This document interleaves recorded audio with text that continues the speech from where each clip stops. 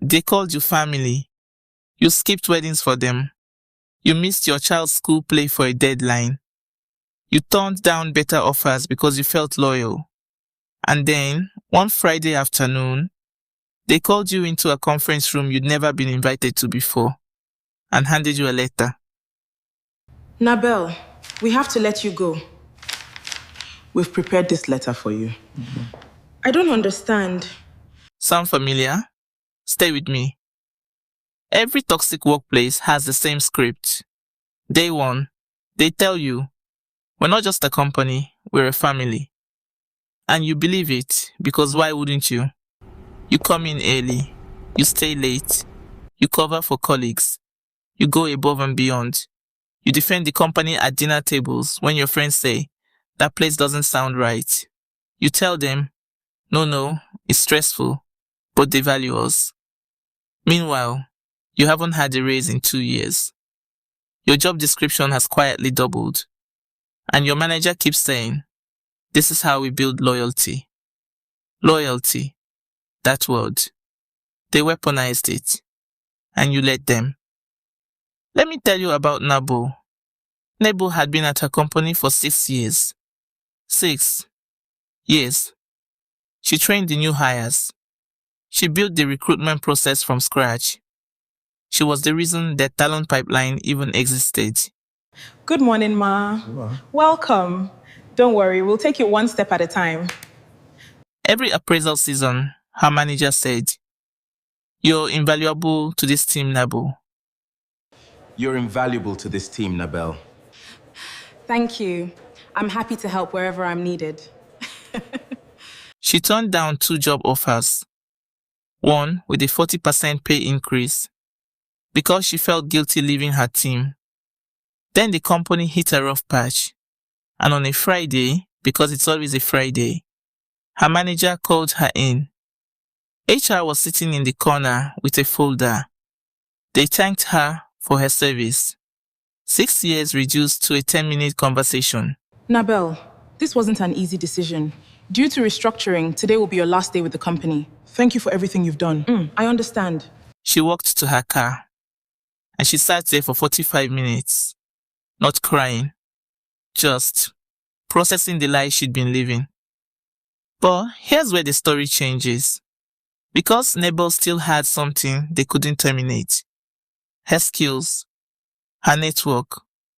She dusted off her CV that same weekend.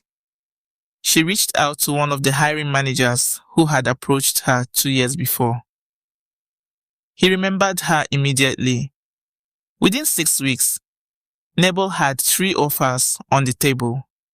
She negotiated, something she never did at her old company, because she felt bad asking for more from family. She accepted the role with a 55% salary increase, better title, hybrid schedule, actual boundaries. She told me, determination was the best thing that ever happened to my career. I just wish I hadn't waited for them to push me. So let me be very clear with you today as your millennial HR friend. A company is a business. It has KPIs, profit margins, and board expectations. It does not have feelings. It cannot feel loyalty. It cannot feel gratitude. And when the numbers don't work, you are a line item on a spreadsheet. That is not evil. That is just business. The problem is when they dress business decisions in emotional language to keep you compliant, underpaid, and too guilty to leave. Nahbel, we're more than a company. We're family here.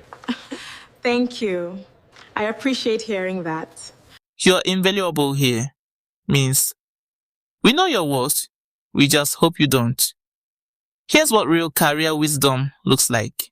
Show up, do excellent work, build genuine relationships, but never stop building your skills on the side. Never stop taking recruiter calls. Never feel guilty for knowing your market value. Never let one company become your entire identity. Diversify your loyalty. The same way smart people diversify their income. Spread it to your craft, your growth, your peace of mind. The best revenge on a company that undervalued you is not bitterness. It's not a heated resignation letter. It's not a Glassdoor review at 2 a.m. Even though the best revenge is Nahbel, walking into a new role, fully aware of her worth, with a salary that finally matches her value, and boundaries that protect her peace. The best revenge is you, finally understanding that loyalty is beautiful, but it must be mutual to be real. So, if you've been showing up for a company that hasn't been showing up for you, this is your sign, not to burn anything down, but to quietly start building your exit. Because the best time to look for a new job is while you still have one.